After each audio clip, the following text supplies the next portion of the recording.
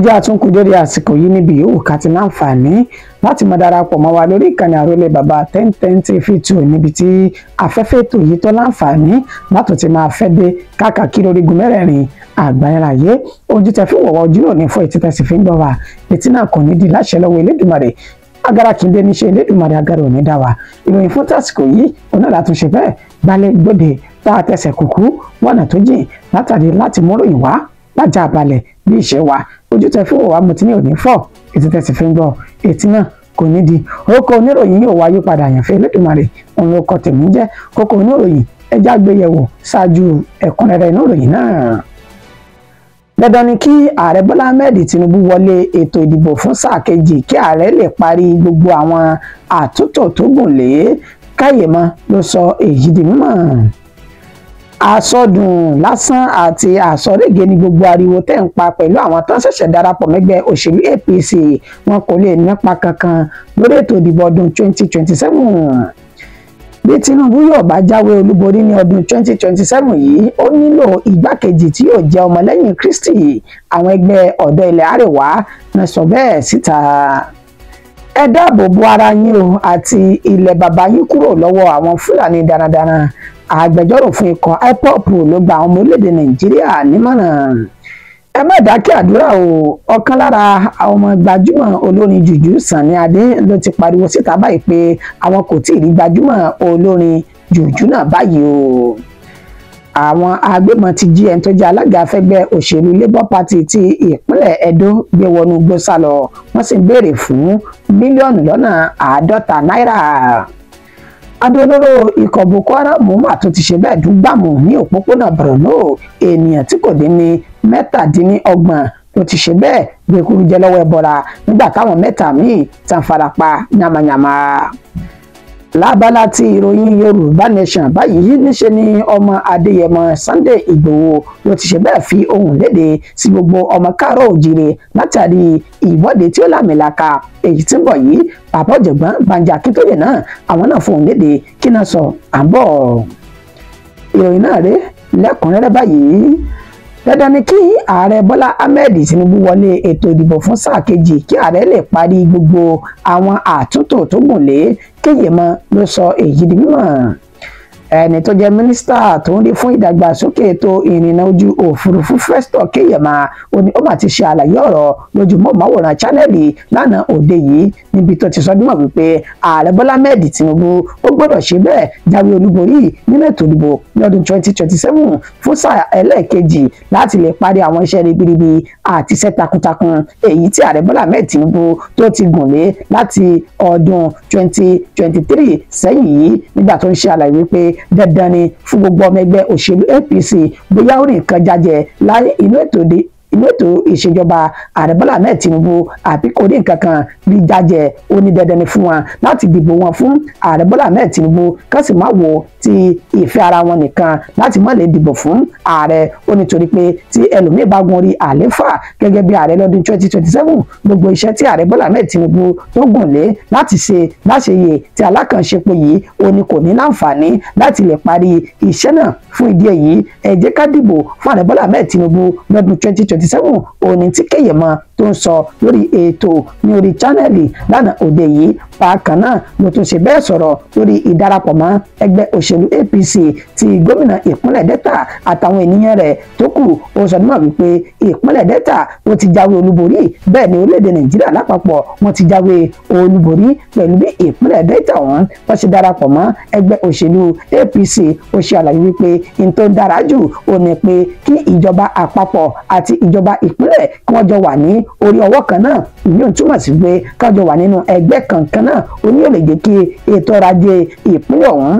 ó túbọ̀ gbèrú sí i bẹ́ẹ̀ ìdàgbàsókè tó lámìlaka yóò wà nínú ìpínlẹ̀ tí ó bá ní àjọṣepọ̀ pẹ̀lú ìjọba àpapọ̀ lórílẹ̀‐èdè Nàìjíríà ó ṣe àpẹẹrẹ ti tàtìyìnwá nígbà tí gómìnà ní ìpínlẹ̀ Èkó ní ọdún náà tó ní ó yá ní ààrẹ ọ̀tọ̀ sí ẹni tó jẹ́ ìjọba àpapọ̀ ní ayé Olúṣẹ́gun Ọbásanjọ́ pípé wọn ò jọ ṣe bẹ́ẹ̀ gba ti ara wọn òní tí ń dájú òní tí gómìnà tó bá jẹ́ ti ìjọba àpapọ̀ àwọn méjèèjì wọ́n jọ fi ọwọ́ sowọ́pọ̀ fún ìdí èyí ó ní ìpínlẹ̀ Delta àti orílẹ̀-èdè Nàìjíríà lápapọ̀ ó ní wọ́n jáwé olúborí pẹ̀lú bí wọ́n ṣe ṣe bẹ́ẹ̀ wọ́n darapọ̀ mọ́ ẹgbẹ́ òṣèlú APC fídíò méjèèjì mẹ́bì ẹ̀gbìn sáré dàápọ̀ ní kọ̀ọ̀kan ká sì ṣe àfihàn rẹ̀ fún wa. Personal interest and differences here. But we just showed let me tell you why. Let me just show you, Mr. Keyamo. Let me tell you surrendering. Yes. Surrendering your leadership. Yes, because it's all about the good of the people. And structure, systems. And guess what? Guess what? The most profound thing I will say here today is that every single APC member in this country today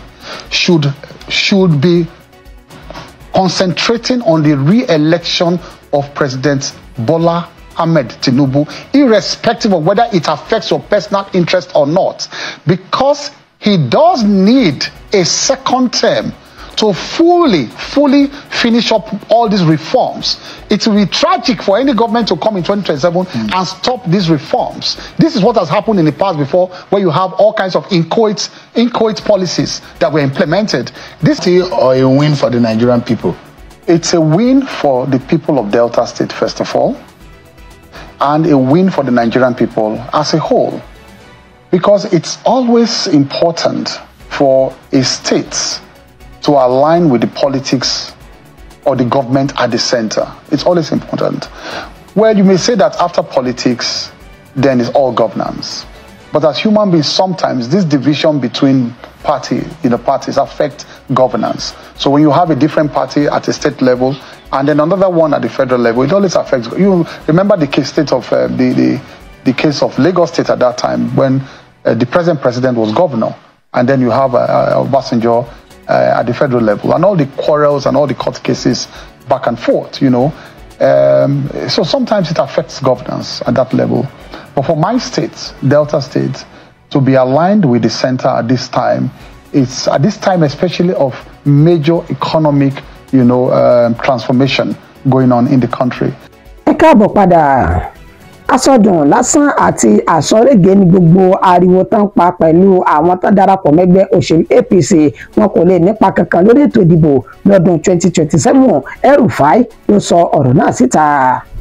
tó jẹ́ gómìnà tẹ́lẹ̀ ní ìpínlẹ̀ Kaduna Nasiru El-Rufai ló mọ̀ ṣàlàyé ọ̀rọ̀ lọ́dọ̀ àwọn oníròyìn lánàá òde yìí nígbà tán bi léèrè nípa ojúwòye àti ìhà tó kọ sí àwọn ènìyàn tó ṣẹ̀ṣẹ̀ darapọ̀ mẹ́gbẹ́ òṣèlú APC ní ìpínlẹ̀ Delta àti ìpínlẹ̀ Kano nígbà tí ń ṣe àlàyé ó sọ dúró wípé ṣẹ́ẹ̀dí darapọ̀ àwọn ènìyàn náà ó dáa púpọ̀ o láti fi ṣe àkòrí nínú ìwé ìròyìn lórílẹ̀‐èdè Nàìjíríà newspaper headlines ó nítorí wípé ló tà ní wàràwàrà ó ní ṣùgbọ́n ṣé ká má tanra wa wọn ò nípa kankan tí wọ́n fẹ́ kó nínú ètò ìdìbò ọdún 2027 ó nítorí wípé gómìnà ọ̀yọ́ kan ṣoṣo ìbò ọ̀yọ́ kan ṣoṣo náà ó ló ní àwọn ènìyàn tí wọ́n wà lórílẹ̀‐èdè Nàìjíríà ẹgbẹ̀lẹ́gbẹ̀ ni wọ́n àwọn gangan ó ní wọ́n sọ ìtí ọjà àbájáde ètò ìdìbò lọ́dún 2027 wọ́n máa fi ara rẹ̀ ṣe àpẹẹrẹ àti ìpínlẹ̀ Èkó lọ́dún 2023 tó ń ṣe ètò ìdìbò sí ipò ààrẹ Bọ́lá Ahmed Tinubu ó ní ṣe ààrẹ Bọ́lá Ahmed Tinubu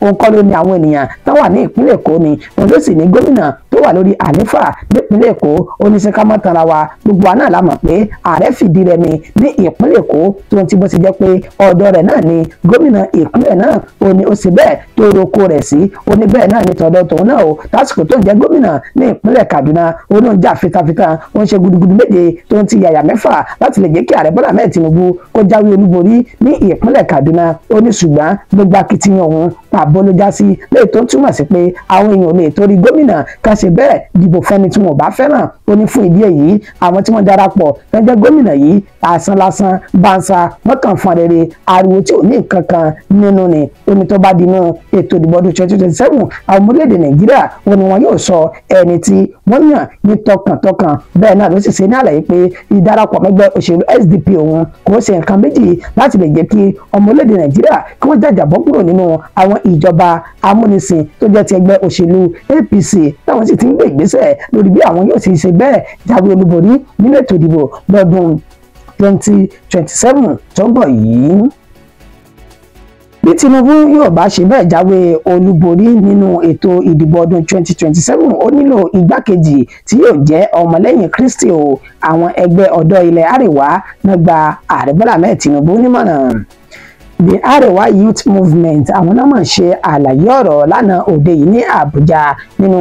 àtẹ̀jáde èyí tí ó jẹ́ ààrẹ ẹgbẹ́ ọ̀hún Muhammadu Saidi Abuki ó ṣe àlàyé wípé nínú ètò ìdìbò ọdún 2023 èyí tààrẹ Bọ́lá Ahmed Tinubu àti Kashim Shettima tí wọ́n ti jẹ́ olùdíje ó ní orí ló kàn bá wọn ṣe tán fi jáwé olúborí torí wípé àwọn ènìyàn ni wọ́n kóró ojú tí wọ́n sì kọ̀yìn sí ìgbésẹ̀ tó gbé pẹ̀lú bá ṣe sọ dímọ̀ pé mùsùlùmí méjì ọ̀tọ̀ọ̀tọ̀ ó ní ó ṣe bẹ́ẹ̀ tó jáde du ipò ààrẹ àti igbákejì ètàn ni àwọn tọ́jú ọmọlẹ́yìn Kristi ní ilẹ̀ Àríwá wọ́n ṣe bẹ́ẹ̀ kọ̀yìn sí irú ìgbésẹ̀ ọ̀hún ó ní tààrẹ Bọ́lá Ahmed Tinubu kò bá wá fẹ́ irú nǹkan báyìí lọ́dún 2027 níṣe ni wọ́n gbọ́dọ̀ yan ẹni tí yóò jẹ́ ọmọlẹ́yìn Kristi láti ilẹ̀ Àríwá kí ètò ìdìbò rẹ̀ kó bá lè mọ́yán lórí nínú ètò ìdìbò ọdún 2027 nígbà tí ń ṣe àlàyé ó ní Àbújá ní ọdún 2023 ààrẹ Bọ́lá Ahmed Tinubu kò jáwé olúborí níbẹ̀ ìpínlẹ̀ Nasarawa bẹ́ẹ̀ làárẹ̀ fìdí rẹmi níbẹ̀ bẹ́ẹ̀ ni ìpínlẹ̀ Plateau ó ní ààrẹ kò rọ́wọ́ mú látàrí pé àwọn ìpínlẹ̀ yìí ó ní àwọn ọmọlẹ́yìn Kristi ni wọ́n pọ̀ sí jùlọ tí wọ́n sì ṣe àtìlẹ́yìn wípé àwọn kò ní ṣe bẹ́ẹ̀ dìbò fún ààrẹ Bọ́lá Ahmed Tinubu àti Kashim Shettima torí pé méjì wọ́n jẹ́ mùsùlùmí fún ìdí èyí wọ́n ní àwọn wọn gba ààrẹ Bọ́lá Ahmed Tinubu nímọ̀ràn wípé kó gbìyànjú láti má jẹ́ kí irú ìṣẹ̀lẹ̀ bẹ́ẹ̀ kó tún padà wáyé lọ́dún 2027 tó bá fẹ́ jáwé olúborí nínú ètò ìdìbò náà kó gbìyànjú láti yan ọmọlẹ́yìn Kristi tí yóò jẹ́ tilẹ̀ Àríwá láti bá díje papọ̀ nínú ètò ìdìbò ọdún 2027. Ẹ dáàbò bo ara yín àti ilẹ̀ bàbá yín kúrò lọ́wọ́ àwọn Fúlàní darandaran. Agbẹjọ́rò fún ikọ̀ IPOB ló gba àwọn ọmọ orílẹ̀-èdè Nàìjíríà nímọ̀ràn. Ẹni tó jẹ́ agbẹjọ́rò fún ikọ̀ IPOB èyún Indigenous People of Biafra Sir Ifeanyi Ejiofor òní ó bá ti ṣe bẹ́ẹ̀ gba àwọn ọmọ orílẹ̀-èdè Nàìjíríà nímọ̀ràn ọ̀rọ̀ lásìkò tó ní ìtàkùrọ̀sọ lórí mọ̀ọ́mọ́wòrán lórí ayélujára WhatsApp ibẹ̀ ni ó ti ṣe ní àlàyé fún àwọn ènìyàn tí wọ́n jọ ń ṣe bẹ́ẹ̀ ṣe ìpàdé lórí ìgbìmọ̀ náà ibi tó ti ṣe ní àlàyé wípé pẹ̀lú ìpànìyàn tó ṣẹlẹ̀ ní ìpínlẹ̀ Benue àti ìpínlẹ̀ Plateau ní ọjọ́ Easter Monday ètò mú ẹ̀mí ọ̀gọ̀rọ̀ ọmọ orílẹ̀-èdè Nàìjíríà tó mú lọ ó ní fún ìdí èyí àwọn ti rí dájúdájú pé ìjọba orílẹ̀-èdè Nàìjíríà kò ní nǹkan kan létò tó pa fún àwọn ọmọ orílẹ̀-èdè Nàìjíríà nípa ètò ààbò àwọn ọmọ orílẹ̀-èdè yìí ó wá sọ dímọ̀ wípé ẹ̀yin náà ẹ gbìyànjú kẹ́ gbé ìgbésẹ̀ òfin láti fi dáàbò bo ara yín bẹ́ẹ̀ bá tí ìjọba bá kọ̀ tí wọn ò bá ṣe bẹ́ẹ̀ ṣùgbà wà ní orílẹ̀-èdè Nàìjíríà ó ní ẹ̀yin gangan ó ń lẹ́ nílẹ̀ bàbá yín o ẹ̀yin lẹ́sìn ní ẹ̀mí ara yín ẹ má wàá fi àyè sílẹ̀ wọn Fúlàní darandaran láti ṣe bẹ́ẹ̀ máa ṣekú pa yín bó ṣe wù wọ́n ó ní ẹgbẹ́ ìgbésẹ̀ lábẹ́ òfin tẹ́yìn náà fi máa ṣe bẹ́ẹ̀ dáàbò bo ara yín bí ìjọba orílẹ̀-èdè yìí tábàkọ̀ láti wo ojútùú sí ètò ààbò tí ó mẹ́hẹ̀ ní kọ̀rọ̀kọ̀ndù orílẹ̀-èdè Nàìjíríà. Ẹ má dákẹ́ àdúrà o ọ̀kan lára ọmọ gbajúmọ̀ olórin jùjú Sunny Adé ó ti pariwo síta báyìí pé àwọn kò rí gbajúmọ̀ olórin jùjú náà o. ẹni tó jẹ́ Dámilọ́lá Adéníyì ọmọ gbajúmọ̀ àgbà ọ̀jẹ̀ olórin jùjú ní King Sunny Adé ó ní ó ti fi gbéta sójú òpó ayélujára Instagram rẹ̀ níbi tó ti ṣe ní àlàyé wípé láti bí ọjọ́ mélòó kan báyìí làwọn kò ti gbúrò ẹni tó jẹ́ bàbá àwọn ó ní àwọn kò mọ ibi tí ó fi orí mù sí àwọn sì ń fura sí ẹni tó jẹ́ mọ́níjà olórin jùjú ọ̀hún tí ó lọ́wọ́ nínú ìṣẹ̀lẹ̀ náà àti ibi tí bàbá àwọn fi orí mù sí ó ní bẹ́ẹ̀ làwọn ti ń gba ìpè lóríṣiríṣi wípé níṣe ni bàbá náà ó ná owó lọ́nà tí kò yẹ àti ọ̀nà tí kò tọ́ sí ilé ìtura àti àwọn ọ̀nà ibòmíì láti ti ń pe àkíyèsí àwọn sí pé ṣé kò ní ọwọ́ kan nínú báyìí pẹ̀lú bí King Sunny Adé bó ti ń ṣe bẹ́ẹ̀ ná owó ní àsìkò yìí á ní láti ìgbà náà àwọn kò sì tí ì gbúrò bàbá òun ó wá pe àwọn tí ọ̀rọ̀ kàn nípa àwọn agbófinró láti tètè wá ṣùgbọ́n àwọn lórí ọ̀rọ̀ ọ̀hún kí wọ́n mọ ibi tí bàbá wọn náà tí ó fi orí mù sí ó fi ìròyìn náà sójú òpó ayélujára rẹ̀ Instagram níbi tó ti pariwo tó sì ti ké gbàjarè sí àwọn orílẹ̀-èdè Nàìjíríà pé òun kò gbúrò bàbá òun o láti bí ọjọ́ mélòó kan sẹ́yìn báyìí. àwọn agbébọn náà ti ṣe bẹ́ẹ̀ jẹ́ tó jẹ́ alága fẹ́gbẹ́ òṣèlú Labour Party ti ìpínlẹ̀ Edo náà ti jí gbé wọ inú igbó lọ báyìí wọ́n sì ń béèrè fún mílíọ̀nù lọ́nà 50 náírà gẹ́gẹ́ bí owó ìtúsílẹ̀ rẹ̀. Alága fẹ́gbẹ́ òṣèlú Labour Party ní Ward 1 ní ìjọba ìbílẹ̀ Àkókò Edo ìpínlẹ̀ Edo náà ò ní ìyún Okasimen Olówólàgbà olówó jọba ó ní wọ́n ti ṣe bẹ́ẹ̀ tán ti jí gbé báyìí ní òpópónà Auchi síbìnì Ibilo ní ìtòsí Sàsárò ààyè tí wọ́n sọ bímọ wípé ibẹ̀ gan ni àwọn Fúlàní àtàwọn oníṣẹ́ láabi agbébọn ọ̀hún tí wọ́n fi ṣe ibùba wọn tá sì ti ń sọsẹ́ ní gbogbo ìgbà nínú àlàyé tí wọ́n ṣe wọ́n ní níṣe ni ó ṣe ìrìn àjò léyìí tí ó lọ sí Auchi níbi tó ti lọ kó àwọn ọmọ rẹ̀ tí wọ́n lọ rí ṣe ọlídé tí wọ́n sì fẹ́ padà sí ilé ìwé báyìí lásìkò tó ń padà bọ̀ sí ìlú tí wọ́n pè ní Ìgàrà ó ní àwọn oníṣẹ́ láabi náà ni wọ́n dá ọkọ rẹ̀ lọ́nà tán sì ṣe bẹ́ẹ̀ tí wọ́n jí gbé wọ inú igbó sá lọ lẹ́yìn ọjọ́ bíi mélòó kan ni wọ́n fi àwọn ọmọ náà àti ẹni tó jẹ́ ọmọ ọ̀dọ̀ rẹ̀ ni wọ́n fi wọ́n sílẹ̀ wípé kán máa lọ ní láyọ̀ àti àlàáfíà ṣùgbọ́n tí wọ́n sì dè wọ́n mọ́lẹ̀ sí inú igbó ọ̀hún ẹni tó jẹ́ ọ̀rẹ́ tímọ́tímọ́ alága náà ó ní wàá fi ìròyìn náà léde pé wọ́n ti pe àwọn o tó sì ti ń béèrè fún mílíọ̀nù lọ́nà 50 náírà gẹ́gẹ́ bí owó ìtúsílẹ̀ arákùnrin ọ̀hún wàyí o iléeṣẹ́ ọlọ́pàá ní ìpínlẹ̀ Edo ó ní wọn kò gbé ẹ̀rọ ìbánisọ̀rọ̀ wọn láti lè béèrè fún ẹ̀rí máa jẹ́ mìíṣó nípa ìròyìn náà ṣùgbọ́n wọ́n sọ bímọ wípé wọ́n ti pè tí wọ́n sì ti ń béèrè fún mílíọ̀nù lọ́nà 50 náírà. Adó olóró ikọ̀ Boko Haram mà tún ti ṣe bẹ́ẹ̀ dún gbàmù báyìí o ní òpópónà Borno ènìyàn tí kò dín ní 27 òun ló ti ṣe bẹ́ẹ̀ gbèkúrújẹ lọ́wọ́ ẹbọra nígbà tí 3 tó farapa yamayama. Gẹ́gẹ́ bí ìròyìn náà bí ó ṣe ti ń tẹ̀ wá lọ́wọ́ ọkọ̀ tán sọ wípé ó ń bọ̀ láti agbègbè tó pè ní Galabaji sí Gamboro Ongala ìjọba ìbílẹ̀ méjèèjì ọ̀hún tí ń ṣe ìpínlẹ̀ Borno ó ní ìṣẹ̀lẹ̀ náà ó ní ó ti ṣẹlẹ̀ ẹni tó jẹ́ alukoro iléeṣẹ́ ọlọ́pàá ní ìpínlẹ̀ Borno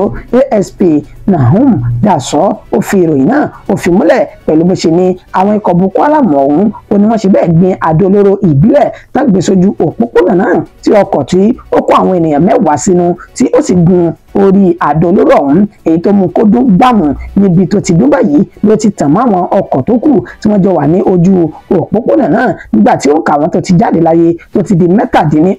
nígbà kan náà 3 ni wọ́n fi ara pa yamayama tó sì ń bẹ ní ilé ìwòsàn níbi tó ti gba ìtọ́jú lọ́wọ́ báyìí ìpínlẹ̀ Borno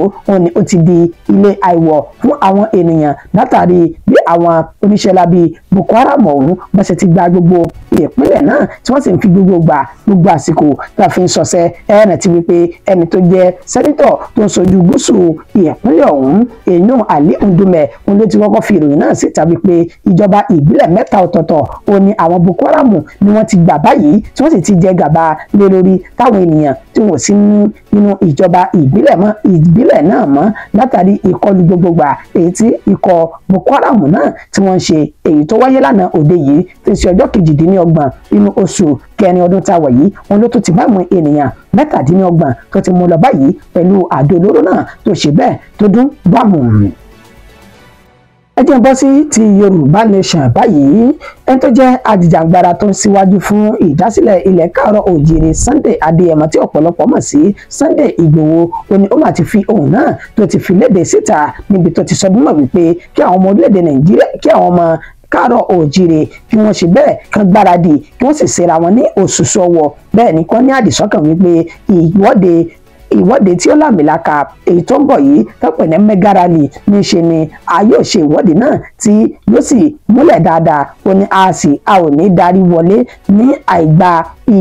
láìgba ilẹ̀ káàárọ̀ òjìrè tí ń ṣe ilẹ̀ Yorùbá tá à ń torí ẹ̀ ṣe ìwọ́de yìí olóyè ọmọ Adéyẹmọ ló fi ìròyìn náà tó fi léde níbi tó ti ní ẹja máa gbáradì o ká sì máa ṣera wa ní òṣùṣù ọwọ̀ lọ́wọ́ kí àsìkò náà kí ó tó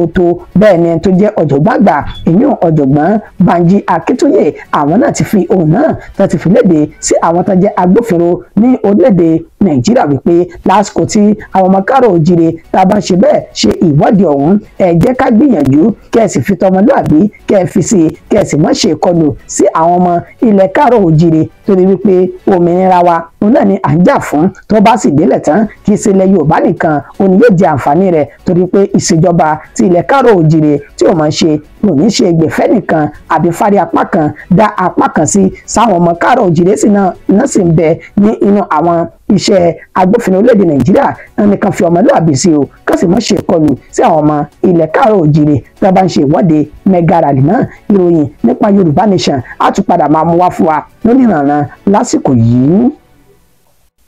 Dídùn púpọ̀ ṣókí òun náà ni ọbẹ̀ oge mọ́dẹ̀mọ́gẹ̀ fi lọ gbọ́dọ̀ kọjá ìpín ìpéjú. Ìròyìn mi ò jù báyìí lọ fún ti àsìkò yìí. Oníyàn ẹṣẹ́ ọlọ́kà ẹṣẹ́ lọ́bẹ̀ ẹṣẹ́ ní tẹ́ bá mi jẹ́ ẹ̀kú àìbínú títí di ìgbà tá tún padà máa pàdé lórí ìkànnì Àrólé Baba 1010 TV2 táwọn yìí ó kọ́ mi ò ní yípadà àyànfẹ́ Elédùmarè òun náà lèmi jẹ́. Ẹ bá mi ṣí rẹ̀ Elédùmarè yóò sì wà pẹ̀lẹ́ nìkọ̀ọ̀kan wa.